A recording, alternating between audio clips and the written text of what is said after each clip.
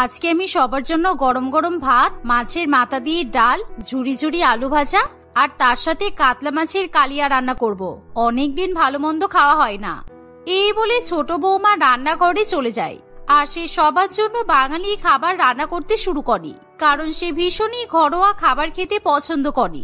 কিন্তু সেই বাড়ির বড় বৌমা টিনা একেবারে অন্য ধরনের। সে একেবারে বাড়ির খাবার পছন্দ করে না।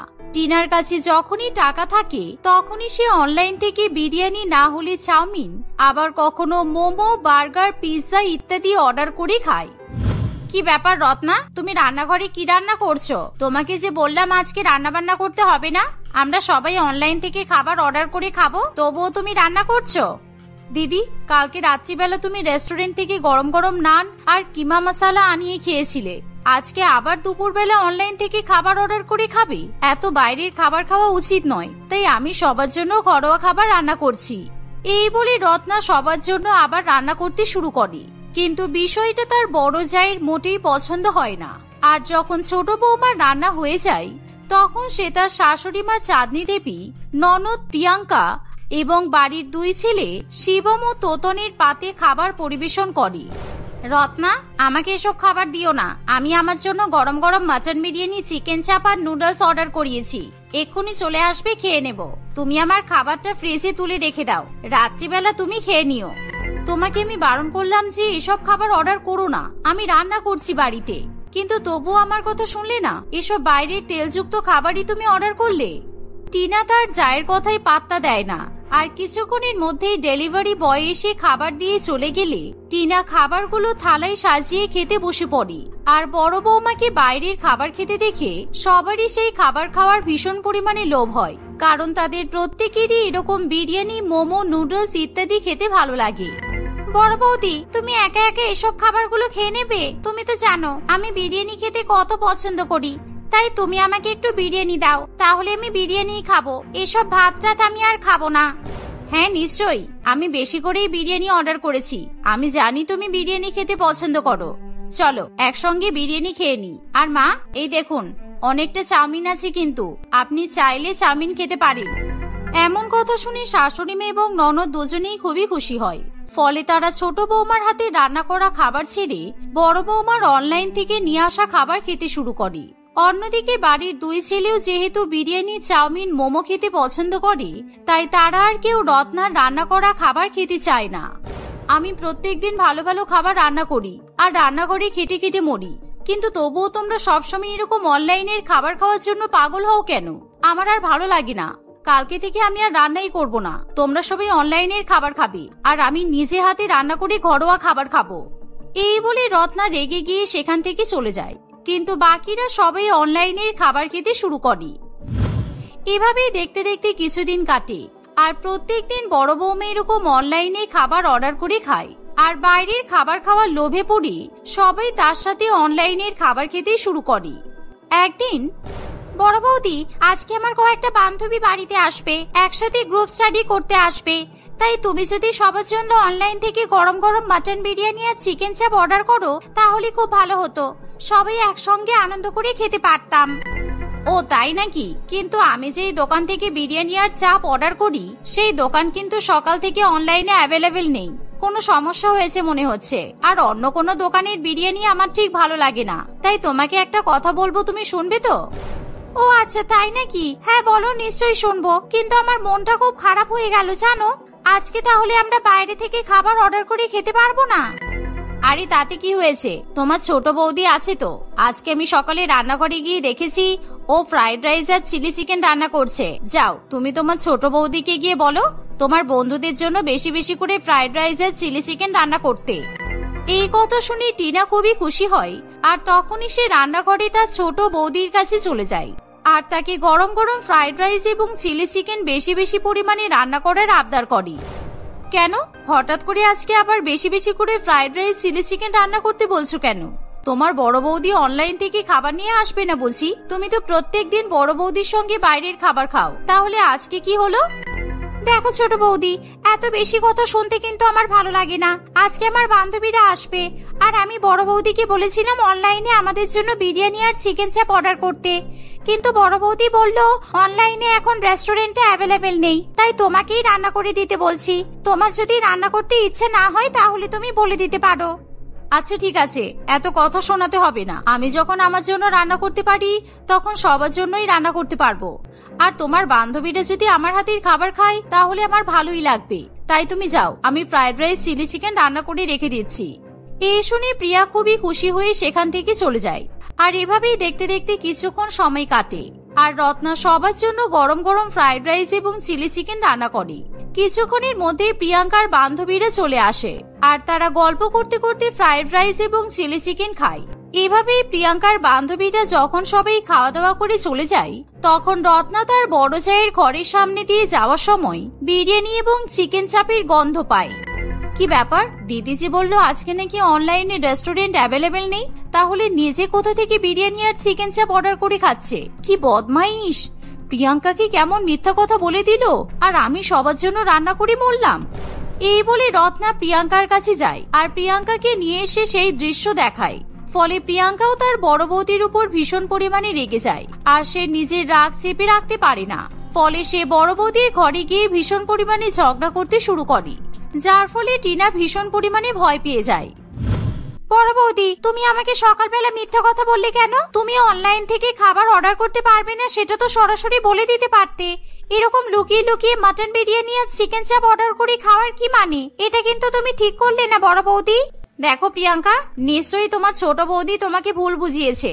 আর তোমাকে কে বলেছে আমি অনলাইন থেকে বিরিয়ানি চাপ অর্ডার করে খাচ্ছি? আজকে আমার ভীষণ বিরিয়ানি খেতে ইচ্ছে করছিল, আর মা আমাকে ফোন করেছিল, তাই আমি মাকে বিরিয়ানি আর চিকেন চাপ পাঠাতে বলেছিলাম। মা আমার জন্য অল্প করেই পাঠিয়েছে, তাই আর তোমাদেরকে বলতে পারিনি। এরকম কথা শুনে প্রিয়াঙ্কা আবার তার বড় বৌদিকে বিশ্বাস করে, যার ফলে প্রিয়াঙ্কা আর কিছুতেই বড় বৌদির সঙ্গে ঝগড়া করতে চায় না। কিন্তু রত্নার মোটেই বিষয়টা বিশ্বাস হয় না। আর রত্না এবং প্রিয়াঙ্কা যখন সেখান থেকে চলে যায়, তখন টিনা যেন নিঃশ্বাস ছেড়ে বাঁচে। আমার সবাইকে নিজের টাকা দিয়ে অনলাইনে গরম গরম মাটন বিরিয়ানি আর চাপ অর্ডার করে খাওয়াতে বয়েই গেছে। এখন বিরিয়ানির যা দাম, আমি কাউকে অর্ডার করে কিছু খাওয়াতে পারবো না, আমি নিজে খাবো। আর আমার তো খেয়ে বসে কাজ নেই যে প্রত্যেকদিন ননদকে বাইরের খাবার খাওয়াবো। আজকে আবার ওর বান্ধবীদেরকে খাওয়াতে বলছিল, ভালোই বাঁচা বেঁচে গেলাম। এই বলে টিনা আবার মনের সুখে অনলাইন থেকে অর্ডার করা গরম গরম বিরিয়ানি এবং চাপ খেতে থাকে। আসলে সে লুকিয়ে লুকিয়ে আগেই খাবার অর্ডার করেছিল, আর ডেলিভারি বয় জানালা দিয়ে সেই খাবার দিয়ে যায়। এভাবেই দেখতে দেখতে কিছুদিন কাটে, আর একদিন রত্না ডাল ভাত এবং ডিমের অমলেট রান্না করে। এমন সময় টিনা রান্নাঘরে এসে বলে, এই রত্না, আমি আজকে 1 ঘন্টা আগে বাইরে থেকে একটু রুমালি রুটি আর মাটন কষা অর্ডার করেছিলাম, কিন্তু দেখো খাবারটা একদম ঠান্ডা হয়ে গেছে। আমাকে ভালো করে মাইক্রো ওভেনে গরম করে দাও তো, তারপর তুমি যেই কাজ করছো সেটা করবে। এই বলে টিনা নিজের অনলাইন থেকে নিয়ে আসা খাবার রত্নার ঘাড়ে চাপিয়ে দিয়ে সেখান থেকে চলে যায়। আর রত্না যখন সেই খাবার মাইক্রো ওভেনে গরম করে, তখন হঠাৎ করে মাইক্রো ওভেনের ভেতর থেকে ডিম ফেটে ওঠে, আর সেই আওয়াজে বাড়ির সবাই রান্নাঘরে এসে পৌঁছায়। আসলে রত্না বুঝতেই পারেনি যে সেই খাবারগুলোর মধ্যে ডিম রাখা ছিল। কি ব্যাপার বৌমা, কতবার তোমাকে বারণ করেছি যে মাইক্রো ওভেনে ডিম গরম করবে না, তবুও তুমি আমার কথা শোনো না। আসলে কি বলতো, তোমার হাতে রান্না করা খাবার আমরা প্রত্যেকদিন খাই না তো, তাই তোমার মনে হয় আমাদের উপর রাগ হয়েছে, আর তুমি রান্নাঘরের সব জিনিসপত্র নষ্ট করতে চাইছো। রত্নার কথা কেউ বিশ্বাস করতে চায় না, ফলে তার ভীষণ পরিমাণে অভিমান হয়। তাই রত্না রাগ করে নিজের ঘরে চলে যায়। অন্যদিকে টিনা মনে মনে বেশ খুশি, কারণ সে আজকে রত্নাকে ফাঁসাতে পেরেছে। কারণ টিনা ভালো করেই জানি কিছুদিন আগে রত্নাই প্রিয়াঙ্কা এবং টিনার মধ্যে ঝগড়া বাঁধিয়েছে। এভাবেই দেখতে দেখতে আরো কিছুদিন কাটে। আর একদিন আমাদের বাড়ির সামনে হায়দ্রাবাদি বিরিয়ানির একটা নতুন দোকান খুলেছে। আজকে আমি অনলাইন থেকে সেই বিরিয়ানি অর্ডার করব আর মজা করে খাবো। আমি জানি রত্না আজকে আমাদের সবার জন্য চিতল মাছের মুঠে আর গরম গরম ভাত রান্না করছে। শাশুড়ি মা এসব খাবার খেতে ভালোবাসে বলে ও শাশুড়ি মাকে ঘরোয়া খাবার খাইয়ে হাত করতে চাইছে। এই ভেবে টিনা অনলাইন থেকে গরম গরম হায়দ্রাবাদি বিরিয়ানি অর্ডার করে, আর সেই সাথে মিক্স চাউমিন এবং চিকেন মাঞ্চুরিয়ানও অর্ডার করে দেয়। কারণ তার শাশুড়ি মা চাউমিন খেতে ভীষণই ভালোবাসে। অন্যদিকে রত্না তার শাশুড়ি মা এবং বাড়ির লোকেদের মন জয় করার জন্য গরম গরম চিতল মাছের মুঠে এবং তার সাথে ভাত রান্না করে। ছোট বৌমা, তুমি কি করে জানলে যে আমি চিতল মাছ খেতে ভালোবাসি? যাই হোক, তুমি যখন আজকে এত ভালোবেসে আমার জন্য মুঠে রান্না করেছো, তাহলে আজকে আর আমি অনলাইনে কোনো খাবার খাবো না, তোমার হাতে রান্না খাবো। এই বলে শাশুড়ি মা যখন ছোট বৌমার হাতে রান্না খাবে, তখনই বড় বৌমা সেখানে অনলাইনে অর্ডার করা খাবার নিয়ে চলে আসে। আর যা দেখে শাশুড়ি মায়ের প্রচন্ড পরিমাণে লোভ হয়। মা, এই দেখুন, আপনি যেমন স্পাইসি গরম গরম হায়দ্রাবাদি বিরিয়ানি আর নুডলস খেতে পছন্দ করেন, আমি আপনার জন্য সেটাই আনিয়েছি। আপনাকে এসব চিতল মাছ খেতে হবে না, আপনি আমার অনলাইন থেকে অর্ডার করা খাবার খেয়ে নিন। না মা, আপনি প্রত্যেকদিন বড় বউয়ের নিয়ে আসা খাবার খান, কিন্তু আজকে আপনি আমার হাতে রান্না করা ঘরোয়া খাবার খাবেন। প্রত্যেকদিন বাইরের খাবার খাওয়া কিন্তু ঠিক নয়। এভাবেই দুই বউয়ের মধ্যে ঝামেলা বাঁধে, যার ফলে কমলা দেবীর কিছু করার থাকে না। তাই সে বাধ্য হয়ে দুই বৌমারই খাবার খাবে বলে ঠিক করে। তাই সে প্রথমে বড় বৌমার অনলাইন থেকে নিয়ে আসা হায়দ্রাবাদি বিরিয়ানি এবং মিক্স চাউমিন বেশি বেশি করে খেয়ে নেয়। আর তারপরে সে ছোট বৌমার রান্না করা চিতল মাছ, ডাল ভাত ইত্যাদি খায়। ফলে দুই বৌমা প্রচন্ড পরিমাণে খুশি হয়, কিন্তু তারা বুঝতে পারে না তাদের সামনে এক আসন্ন বিপদ অপেক্ষা করছে। ওরে বাবা, আমার পেটটা তো ভীষণ ব্যথা করছে গো, আমার শরীর খারাপ লাগছে, আমার মাথাটাও কেমন ঘুরছে, আমি আর থাকতে পারছি না, আমার ভীষণ গা গোলাচ্ছে, তোমরা আমাকে নার্সিং হোমে নিয়ে চলো। এই বলে কমলা দেবী কান্নাকাটি শুরু করে। আসলে কমলা দেবী বয়স্ক মানুষ হবাই সে একসঙ্গে ভিন্ন ভিন্ন অনেক রকমের খাবার খাওয়ার ফলে তার প্রচন্ড পরিমাণে শরীর খারাপ করে। আর সে কিছুতেই সেই কষ্ট সহ্য করতে পারে না, যার ফলে হঠাৎই সে অজ্ঞান হয়ে পড়ে যায়। তখনই সবাই মিলে তাকে নার্সিং হোমে ভর্তি করে আর ডাক্তারবাবু তাকে কোনো মতে চিকিৎসা করে। কিন্তু কমলা দেবীর গ্যাস্ট্রিক আলসার ধরা পড়ে। উনি অনেকদিন থেকেই বাইরের খাবার খাচ্ছেন, এবার আজকে ঘরের খাবার বাইরের খাবার দুটোই খেয়েছেন, সেই জন্যই ওনার শরীর খারাপ হয়েছে। আমি ওষুধ দিয়ে দিয়েছি, এবার থেকে ওনাকে বুঝে সুঝে খাবার খেতে হবে, বুঝেছেন? ডাক্তারবাবুর কথা শুনি দুই বৌমা ভীষণ পরিমাণে লজ্জায় পড়ে। আর সেদিনের পর থেকে দুই বৌমা কখনোই ভালো মন্দ খাবার শাশুড়ি মাকে খাওয়াতে চায় না। আর তারপর থেকে বড় বৌমা কখনোই বাইরের খাবার অর্ডার করে না। এখন ছোট বৌমা সবসময় বাড়িতে ঘরোয়া খাবার রান্না করে তার শাশুড়ি মাকে খাওয়ায়, কারণ এখন সবই খুব ভালো মতোই বুঝতে পারি প্রত্যেকদিন বাইরের খাবার খাওয়া শরীরের পক্ষে ভীষণই ক্ষতিকারক। এভাবেই তারা সুস্থ স্বাভাবিক খাওয়া দাওয়া করে জীবনযাপন করতে থাকে। সুমিতা তার বাবা মায়ের সঙ্গে একটা ছোট্ট 3 জনের পরিবারে বাস করে, অর্থাৎ সে যৌথ পরিবারে কখনো বড় হয়নি। আর সেই জন্য যৌথ পরিবারের মর্ম সে কখনোই বোঝে না। কিন্তু যখন সে বড় হয়ে ওঠে, তখন তার বাবা নিজের মেয়ের বিয়ে ঠিক করে যৌথ পরিবারে। কারণ সুমিতার যে বাড়িতে বিয়ে ঠিক হয়েছে, অর্থাৎ রোহনের পরিবার ভীষণ পরিমাণে বড় লোক ছিল আর তাদের কাছে অর্থের কোনো অভাব নেই। সেই জন্য সুমিতার বাবা মা এরকম জয়েন্ট ফ্যামিলিতে নিজেদের মেয়ের বিয়ে ঠিক করে দেয়। দেখতে দেখতে কিছুদিন কাটে। সুমিতার সঙ্গে রোহনের ধুমধাম করে বিয়ে হয়ে যায়। বিয়ের পরের দিন সকালবেলা আমি তাড়াতাড়ি ঘুম থেকে উঠে পড়ি আর রান্নাঘরে গিয়ে সবার জন্য রান্না করা শুরু করে দিই, কারণ আমার শ্বশুরবাড়ির পরিবারে অনেকজন আছে। আমি যদি ঠিক সময়ে রান্না করতে না পারি, তাহলে হয়তো সবাই আমাকে বউ হিসেবে খারাপ ভাববে। এই বলে সুমিতা সকালবেলা স্নান করে তাড়াতাড়ি শাড়ি পরে রান্নাঘরে গিয়ে রান্না করতে যাবে। এমন সময় সে দেখে যে সেখানে আগে থেকে 3 জন রাঁধুনি উপস্থিত আছে। একসঙ্গে 3 জন রাঁধুনি দেখে সুমিতা ভীষণ পরিমাণে অবাক হয়ে যায়। সুমিতার শ্বশুরবাড়ির বড়লোক পরিবার এতই বড়লোক ছিল যে তারা বিভিন্ন রকমের রান্না করার জন্য 3 জন রাঁধুনি এবং 3 জন কাজের লোক রেখে দেয়। আজকে তোমাদের রান্না করতে হবে না, কারণ আমি বাড়ির নতুন বউ, আর আজকে নিয়ম অনুযায়ী আমি সবার জন্য রান্না করব, তাই তোমরা রান্নাঘর থেকে চলে যাও। সুমিতা এই বলে 3 রাঁধুনিকে রান্নাঘর থেকে বের করে দেবে। সেই সময় তার কাকি শাশুড়ি মা একটা হট প্যান্ট এবং ক্রপ টপ পরে 3 ননদের সঙ্গে সেখানে চলে আসে। কাকি শাশুড়ি মা রচনা দেবীর এরকম মডার্ন ড্রেস দেখে তার সাথে 3 ননদকে এরকম হট প্যান্ট পরা দেখে সুমিতা প্রচন্ড পরিমাণে অবাক হয়, কারণ সে কখনো এত বয়স্ক মানুষকে এরকম ছোট ছোট জামা কাপড় পরতে দেখেনি। কি ব্যাপার, তুমি এরকম হা করে আমার দিকে তাকিয়ে আছো কেন? তুমি বুঝি ওল্ড মহিলাকে এরকম হট প্যান্ট পরে কখনো দেখোনি, তাই তো? আর দেখবেই বা কি করে, তোমরা তো মধ্যবিত্ত, তাই সবসময় এরকম গাইয়াদের মতো শাড়ি পরে থাকো। কিন্তু আমাদের বাড়িতে এরকম শাড়ি পরা চলে না, বুঝলে? বৌদি, কাকিমা কিন্তু একদম ঠিক কথাই বলেছে। আর তুমি সকালবেলা রান্নাঘরে কি করছো? আমি তো ভাবলাম তুমি 12টার সময় ঘুম থেকে উঠবে। আসলে আমরা প্রত্যেকদিনই মর্নিং ওয়াক করতে যাই, তো সেই জন্য তাড়াতাড়ি উঠে মর্নিং ওয়াক করে এলাম। আর তুমি আমাদের জন্য এখানে কি রান্না করছো শুনি? আজকে আমি ভেবেছি তোমাদের সবার জন্য লুচি, আলুর দম আর ছোলার ডাল রান্না করব। তার সাথে সিমুই আর পায়েসও বানাবো। তোমরা আমার হাতে রান্না খাবে তো? আমার মা আমাকে তোমাদের বাড়িতে আসার আগেই সবকিছু রান্না বান্না শিখিয়ে দিয়েছে। এ বাবা, তুমি এরকম অয়েলি ফুড আমাদের মতো বড় লোকদের খাওয়াবে? তুমি আমাদের ফিগার দেখে বুঝতে পারছো না? আমরা ভীষণ পরিমাণে ফিগার মেনটেন করি, আর আমরা প্রত্যেকদিন সকালবেলা 10,000 টাকা দামি মাশরুম দিয়ে স্যালাড খাই। হ্যাঁ, প্রিয়া একদম ঠিক কথাই বলেছে। তুমি এরকম রান্না বান্না করো না, আমরা খাবো না। বরঞ্চ আমাদের রাঁধুনিদেরই রান্না করতে দাও, আমরা ওদের রান্না করা খাবার খেয়েই অভ্যস্ত। এই কথা বলে তারা সেখান থেকে চলে যায়। ফলে নতুন বৌমার আর শ্বশুর বাড়ির লোকেদের রান্না করে খাওয়ানো হয় না। রাঁধুনিরা সকলের জন্য দামি দামি খাবার দাবার রান্না করে, কিন্তু সুমিতা এরকম দামি দামি খাবার খেয়ে একেবারেই অভ্যস্ত ছিল না।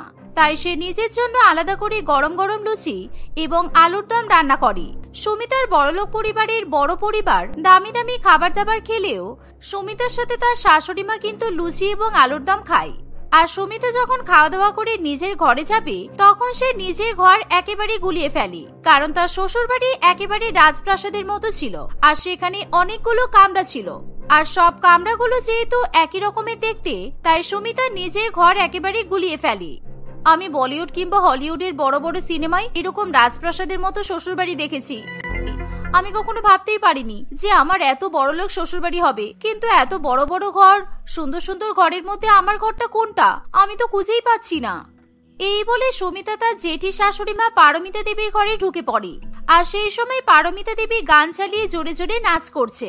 এরকম বুড়ি জেঠি শাশুড়ি মাকে গান চালিয়ে নাচ করতে দেখে সুমিতা জোরে জোরে হেসে ওঠে। আর সে কিছুতেই নিজের হাসি থামিয়ে রাখতে পারে না। How dare you! তুমি আমার নাচ দেখে এরকম করে হাসছো কেন? তুমি জানো না এই নাচটাকে রুম্বা বলে? কি অশিক্ষিত মেয়ে রে বাবা! আমি কি সুন্দর রুম্বা নাচছি, আর তুমি দেখে আমার উপর হাসছো? হ্যাঁ গিন্নি, তোমার উপর হাসবেই তো, কারণ ওটা রুম্বা নয়, ওটা জুম্বা। বয়সে তোমার যেমন ভীমরতি হয়েছে, তাই নতুন বৌমা তোমার উপর হাসছে। আর বৌমা, তুমি হঠাৎ করে আমাদের ঘরে ঢুকে পড়লে কেন? কিছু দরকার নাকি? না না জ্যাঠাবাবু, আসলে আপনাদের বাড়ি একেবারে রাজপ্রাসাদের মতো বড়, তো আমি ঠিক বুঝতে পারিনি আমার রুম কোনটা, তাই ভুল করে আমি আপনাদের ঘরে ঢুকে পড়েছি। আমাকে ক্ষমা করে দেবেন, আমি এক্ষুনি চলে যাচ্ছি।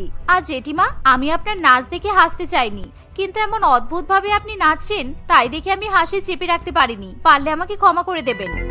এই বলে সুমিতা তাদের ঘর থেকে চলে যেতে যাবে, সেই সময় তার জ্যাঠা শ্বশুর মশাই সুমিতাকে নিজের কাছে ডাকে এবং তার হাতে একটা বড় সোনার বালা উপহার দেয়। আর সেই সোনার বালা জোড়ার নেই নেই করে 5 লক্ষ টাকা দাম ছিল। এত বড় সোনার বালা এবং দামি সোনার বালা দেখে সুমিতা প্রচন্ড পরিমাণে অবাক হয়, কারণ সে কোনোদিনও এত দামি গহনা নিজের গায়ে পরেনি।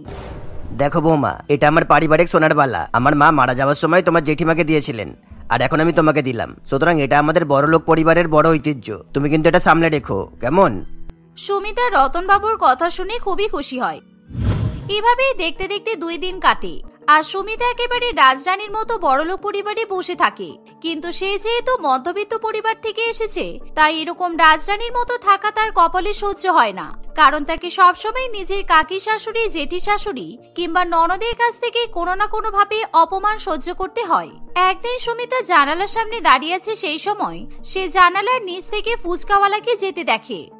ইস, আগে বাপের বাড়িতে থাকলে যখন তখন বন্ধুদের সঙ্গে ইচ্ছে হলেই বেরিয়ে যেতাম ফুচকা খেতে, কিন্তু এখন বড়লোক শ্বশুর বাড়িতে বিয়ে হওয়ার পর ফুচকা খাওয়া একেবারে ভুলেই গেছি।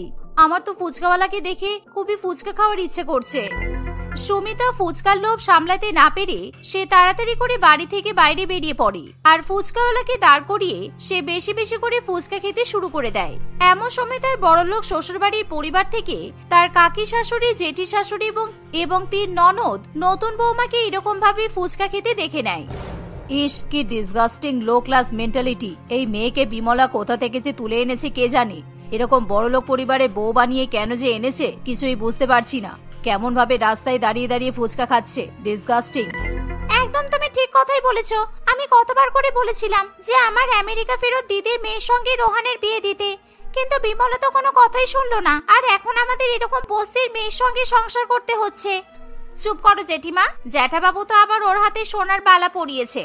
বৌদি ওই দামি সোনার বালা পরে যেভাবে রাস্তায় দাঁড়িয়ে দাঁড়িয়ে ফুচকা খাচ্ছে, যখন তখন কিন্তু হাতের বালা চুরি হয়ে যেতে পারে। তোমরা এরকম করে আমাকে কথা শোনাচ্ছ কেন? আমি ফুচকা খেয়ে কি দোষ করেছি?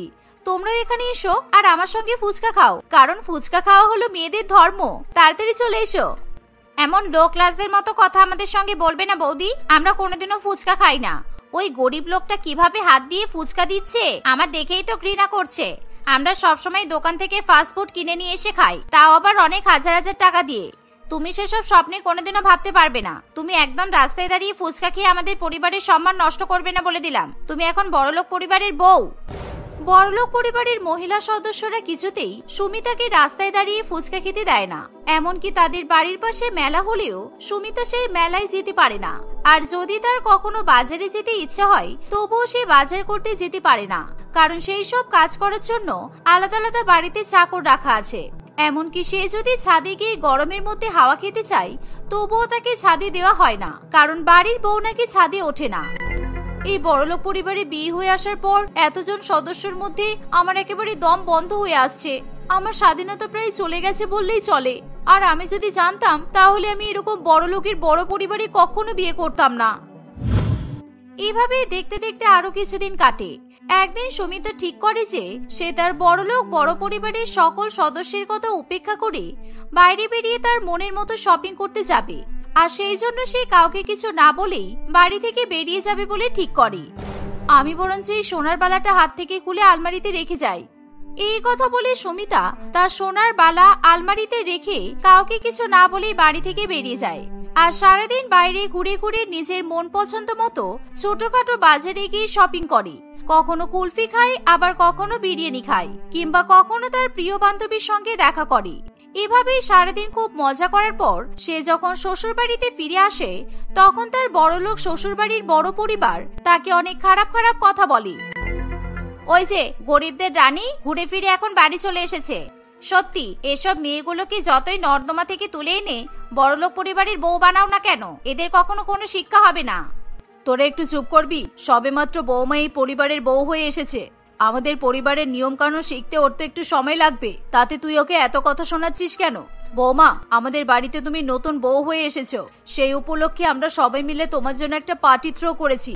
আর সেই পার্টিতে আমাদের বড় পরিবারের সকল বন্ধু বান্ধব এবং আত্মীয় স্বজনরা আসবে। তুমি খুব সুন্দর করে সেজেগুজে তৈরি হবে, কেমন? ঠিক আছে মা, আমি তৈরি হয়ে থাকবো। পরের দিন সন্ধ্যা হতে না হতেই বড়লোক পরিবারের সকলেই খুব সুন্দর করে দামি দামি শাড়ি জামা কাপড় পরে এবং গহনা পরে তৈরি হয়। আর তাদের পার্টি শহরের মধ্যে সব থেকে বড় পার্টি ছিল, কারণ তারা শহরের সব থেকে বেশি বড়লোক। সুমিতাকে তার শাশুড়ি মা একটা 5 লক্ষ টাকা দামি শাড়ি উপহার দেয়। সুমিতা যখন সেই শাড়ি পরে সেজেগুজে তার দামি দামি হীরের গহনা এবং হাতে সোনার বালা পরতে যাবে তখন সে লকার খুলে দেখে যে সেখান থেকে 5 কোটি টাকার গহনা একেবারে গায়েব হয়ে গেছে। এই দেখে সুমিতা প্রচন্ড পরিমাণে ভয় পেয়ে যায়। কি হলো? আমি তো এখানেই সব গহনা কাটি আমার গহনাগুলো রেখেছিলাম, তাহলে সেগুলো গেল কোথায়? সুমিতা ভীষণ পরিমাণে কান্নাকাটি করে। সে তার আলমারি হাতড়ে বেড়ালেও কোথাও তার 5 কোটি টাকার গহনা খুঁজে পায় না। এমনকি তার জ্যাঠামশাই তাকে যে সোনার বালা দিয়েছিল সেটাও পর্যন্ত খুঁজে পায় না। এর ফলে সুমিতা চিৎকার চেঁচামেচি এবং কান্নাকাটি করে লোক জড়ো করে ফেলে। দেখেছো রতন, আমি তোমাকে কতবার করে বারণ করেছিলাম এই বস্তির মেয়েটাকে তুমি অত দামি সোনার বালা উপহার দিও না, কারণ এই মেয়ে কোনোদিনও দামি দামি জিনিসপত্রের মর্ম বুঝতে পারবে না।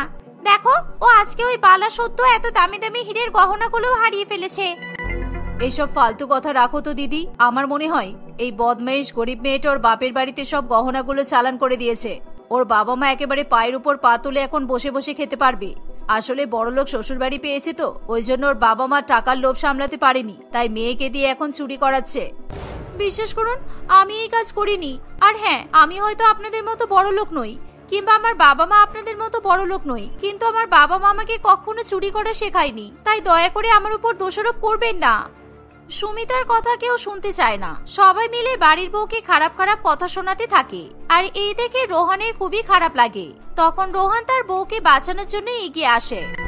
সুমিতা, তুমি একদম কান্নাকাটি করো না। এই বাড়িতে কেউই জানে না এই ঘরের কোনায় একটা সিসিটিভি ক্যামেরা আমি লাগিয়ে রেখেছি। এত দামি গহনা নিয়ে তুমি যখন ঘরে এসেছিলে, আর তার উপর আমার জ্যাঠাবাবু তোমাকে যখন এত দামি গহনা দিয়েছিল না, তখন আমার ঠিকই সন্দেহ হয়েছিল যে এই জিনিসপত্র যদি চুরি হয়ে যায় তখন আমাদের অনেক ক্ষতি হয়ে যাবে। আর আমি কাউকে না বলে ঘরের মধ্যে সিসিটিভি ক্যামেরা লাগিয়ে দিয়েছি। রোহানের এমন কথা শুনে রচনা দেবী, পারমিতা দেবী এবং প্রিয়া ও তার বাকি 2 বোন ভীষণ পরিমাণে ভয় পেয়ে যায়। কারণ যেই দিন সুমিতা একা একা ঘুরতে বেরিয়েছিল সেই দিন তারা সকলে সুমিতাকে ফাঁসানোর জন্য সুমিতার সোনা গহনা চুরি করে নেয়।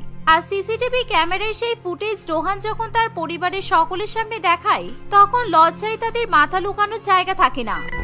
আমি মানছি যে আমি আপনাদের মতো বড়লোক পরিবারের অংশ নই, কিন্তু আমার বাবা মা আমাকে আদর্শ শিখিয়েছে। আর আপনারা বড়লোক হলেও আমার মতো গরিবের কাছে আপনারা হেরে গেছেন। আমি মধ্যবিত্ত হতে পারি কিন্তু চোর নই, কিন্তু আপনারা বড়লোক হয়ে আমাকে শাস্তি দেওয়ার জন্য নিজেরাই চোর হয়ে গেলেন। সুতরাং আমার সঙ্গে আর কখনো এরকম ব্যবহার করার চেষ্টা করবেন না। সুমিতার কথা শুনে সকলে ভীষণ পরিমাণে লজ্জা পেয়ে যায় আর তারা সুমিতার কাছে ক্ষমা চেয়ে নেয়। তারপর থেকে বড়লোক পরিবারের কোনো সদস্য বাড়ির বউকে কোনোভাবে অপমান করে না। এর ফলে সুমিতা তার পরিবারের সকলের সঙ্গে হাসি খুশি সংসার করতে থাকে।